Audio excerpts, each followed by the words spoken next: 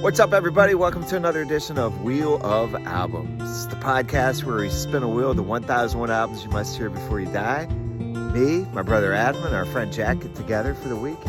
Listen to it a few times and get back to you to let you know if we think it's an album you must hear before you die.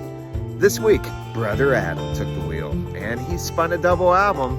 We're going back to 1995. Smashing Pumpkins, Mellon Collie. And they do kooky well. Because this is a checked ego. And the Infinite Sadness. Well, the spin of the wheel has gotten us to Mellon Collie and the Infinite Sadness. Helmed, obviously, by the always understated, demure, non-spotlight seeking, self-congratulatory Billy Corgan. So I thought there is going to be a lot of Billy Corgan self-backpats filling up all the non-hits that I'm going to listen to on this album. Oh, Billy, I'm excited, but I'm apprehensive because, quite frankly, ever since the first time I heard Mellon Collie and the Infinite Sadness back in 1995, I've always been apprehensive of listening to the monster 2-hour-long album that the Smashing Pumpkins gave us. So we'll see how it goes. Of all the albums I own, Mellon Collie and the Infinite Sadness is the only one I ever bought right when it came out. I have never listened to it beginning to end. This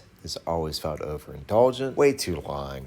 And I'm sure that's what a lot of people will say about this thing. You know what? Let's make this the most underindulgent podcast we've had yet and just wrap it up right now. Adam, is this an album you must hear before you die? Where boys might fear to tread in listening to Mellon Collie, a man, a real man, before they fall into the arms of sleep and say farewell and good night. Wait. That's going to rob the listener of hearing what we really think about Mellon Collie and the Infinite Sadness. Especially we have some interesting facts. Jack, what do you have for us? And then we finish our meal at Chili's and you go, come on, let's go to the Golden Corral. It's all you can eat, baby. All right, let's get back to Jack in a little bit. Adam, what interesting facts do you have? So a couple of interesting facts from Mellon Collie and the Infinite Sadness. Take Me Down, the last track on disc 1, is sang by the guitarist James Iha. So you have that. And Farewell and Goodnight is the only Smashing Pumpkins song ever recorded where all 4 members actually sang on it at once. Producer Flood actually used what was called a divide and conquer tactic, and he recorded different band members in separate rooms simultaneously to kind of maximize productivity. And it worked because evidently we only got 28 songs, but they recorded over 50 songs, which is impressive. And I guess you can kind of go, they did a box set, put the rest of those tracks on that box set. Or if you want the whole experience on vinyl, this is really, at heart, a 4-album set. You can get this all on Amazon, it says right now, for just $129.49. Or you can pay $32.37 for 4 weeks to get this great collection from Billy Corgan. 28 singles. I'm sure Billy Corgan will tell us how somebody hurt his feelings really bad by cutting half of a millisecond off of a trombone or something that was to be heard. It was played in the Grand Canyon for a split second. That guy, sometimes he grinds my gears. Oh boy. So after the huge success of Siamese Dream, Smashing Pumpkins' second album, evidently for Billy Corgan and the band, the plan was to go big. And they gave us a giant 2-hour album. The plan was to have a 70s type double album, and they certainly were successful at accomplishing the plan. They gave us a giant album. With Mellon Collie, I've always kind of felt that it was a bit too overblown, and after reviewing it a couple more times and listening to it this week, I'm going to stand by that it's an overblown record. And I have always felt that if they would have just made it a single 12 or 14 track album of the best songs, it could have been probably the best album of the 1990s, or at least in the discussion. You know, double albums in the 90s just weren't a thing because when you bought a CD, you could get so much music on it, right? Up to 80 minutes. So the idea that you could get double what you get on a CD is kind of absurd if you think about it. I appreciate his bandmates sticking with it. As a matter of fact, they said there were quotes when Billy let them speak, I suppose, and they said recording Mellon Collie and the Infinite Sadness was a better experience than the previous album, Siamese Dream, because Billy wasn't all up in their business about, I do it this way, I want to do this, I got to do this. So he let them have a little bit of freedom. Good for him. And I've always liked Siamese Dream. So that's why it's even harder to focus in on all the strengths, because there's so much going on here on Mellon Collie. I think the biggest strength personally is I always felt the feel of the album and the songs matches the concept. Each video that was made kind of fit perfectly. I always think of like the video for Tonight Tonight. You automatically, when you hear Tonight Tonight, you go to the video. So they were very good at matching songs to videos well. Mellon Collie and the Infinite Sadness opens up the record. I've already been lost. I'm not interested. And then he does reel me back in with Tonight Tonight. This one is the stronger of the disc for my preference. Don't really care for Jelly Bean. They start to lose me again. Brings me back with Zero, one of my favorites on the album. Another strength, I really liked the rockers more and more. Really, by the third listen, really getting into some of the tunes that I had not really liked before, like Through the Eyes of Ruby, Tales of a Scorched Earth, Bodies is another one that really just kind of resonated with me. I love the first 12 songs on disc 1. Like, they could have just released that and added 1979 and been done with it. There's hooks. There are great musical songwriting hooks all over this thing. Billy Corgan knows how to write a hook on top of a hook on top of a hook. That's why songs like Zero and Here Is No Why and Bodies, they're just full of hooks the whole time. And energy. You can't deny that Billy Corgan has sharp songwriting skills. Another strength, Jimmy Chamberlin. That man can drum. You listen to a song like Muzzle, he holds up that whole song. There's just buzzing guitars, but his stick work and the way he propels that song along, you get that on a lot of songs on this album. Now, if we want to talk weaknesses, that all starts with me with Billy Corgan and his voice. Not just his voice, but his lyrics at times and subject matter. And the fact that sometimes he's just throwing out words so they rhyme together. The lyrics on this thing, it's just stuff I could have written when I was 14, I feel, half of the time. And back to his voice, if he just had some variation or even some sense of humor. There is no sense of humor on this album. The only sense of humor you get is that Mellon Collie is spelled Mellon and Collie. You know, like the joke Dad used to say, meet my wife. She's got a head like a melon and a nose like a collie. Weaknesses, it's just too long and hard to get through in one listen. You have to kind of dip into favorites, what you know and what you don't, which again lends to like skipping songs that you might appreciate later on down the line. Like Stumbleing's a great ballad from disc 2.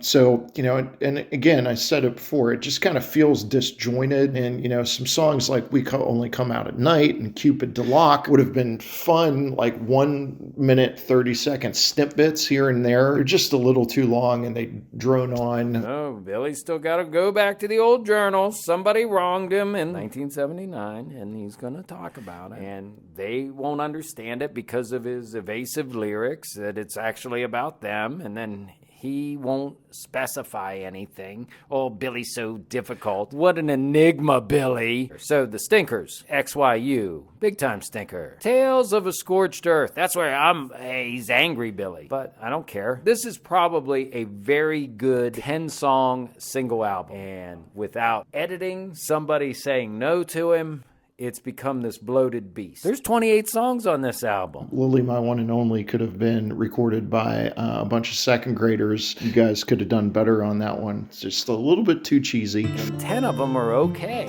That means 18 of them not too good. Let's pat ourselves on the back. We listened to every song on Mellon Collie and the Infinite Sadness 3 times, and we gave each song a numeric number from 1 to 10. Then we divided that by 28. To get these scores here, Adam had the highest score with a 7.035. I came in with a 6.839, Jack with a 4.535. Our favorite songs, Bullet with Butterfly Wings, Zero, 1979, Tonight Tonight, and Muzzle. Adam, must you hear this before you die? Where boys might fear to tread in listening to Mellon Collie, a man, a real man, should absolutely take 2 hours and listen to it before they fall into the arms of sleep and say farewell and good night. Smashing Pumpkins really made an interesting, beautiful, rocking album that kind of stands the test of time. We Only Come Out at Night has to be my favorite non-single track from Mellon Collie. I think it would have been better song to start off the entire album. Bodies is a great one. Love, It's Who You Know. An Ode to No One. To Forgive, the chorus in that is fantastic. And Muzzle, which I went back and looked, and it was released as a single, is just fantastic. Mellon Collie is an absolute must, and it really is the last great Smashing Pumpkins album. So go, enjoy all 28 songs, and listen to it before you die. Must you be a rat in a cage before you die? The worst part of any Billy Corgan album is Billy Corgan ultimately talking about that album. He has to almost make you dislike the album because he talks so much about the album and why it's so important. Smashing Pumpkins has a place in music history. They should be listened to. This album, this double album, if there's a special edition that cuts out chaff, then we let the cream rise to the top. But it's bloated, it's messy, it's discombobulated, and it is a no from me that I cannot say that this is a album you must listen to before you die. Was it overindulgent? There we go. That's the word. Here, I just wanted a nice meal at Chili's. There's no rules. It's like a wrestling match. I hope you don't take it personally, Billy. This album, I struggle with. I have always struggled with this album. Adam challenged me to cut this down to a single album just a few years ago. And I looked at the tracks that I picked from that single album, and some of them made the cut this time, too, that I still like. Songs like Here Is No Why, Muzzle, Zero. And then there's a handful of tracks that I liked just a few years ago that I did not find too good this time around. So it could be argued that every time you listen to Mellon Collie and the Infinite Sadness, it's a different experience. But I don't want to listen to Mellon Collie and the Infinite Sadness. I don't. At the end of the day, I don't want to listen to 2 hours of this. So I'm going to have to say no. You do not need to hear Mellon Collie and the Infinite Sadness before you die.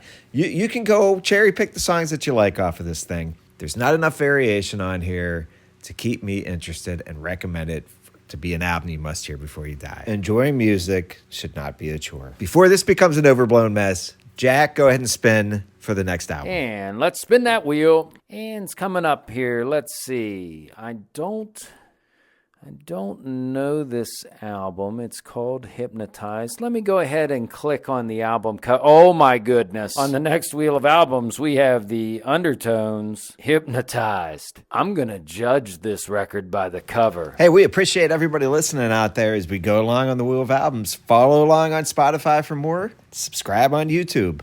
Episodes most Mondays here on Wheel of Albums. Billy Corgan has decided to he is now venturing into the amusement park arena, and he's going to call his new arena Mellon Collie and the Infinite Sadness. With some of the rides we're going to get on this amusement park, guys. Nevertheless, you obviously, of course, walk in through a large head of Billy Corgan through the mouth to get into Corgan's Crossing. The ride I'm going with is We Only Come Out at Night, and it's going to be a virtual ride where as you ride, you get to shoot people that aren't supposed to be out at night, according to teenagers. My ride's going to be Porcelina of the Vast Ocean. Kind of like a pirate ship that you go to in amusement parks, but it's a giant bathtub that goes on for 9 minutes and 21 seconds, just like on the album. Get rocked back and forth while Billy Corgan croons to you. And if you don't find that it's scary or thrilling, then there is an animatronic Billy Corgan to tell you you're wrong, and it was in fact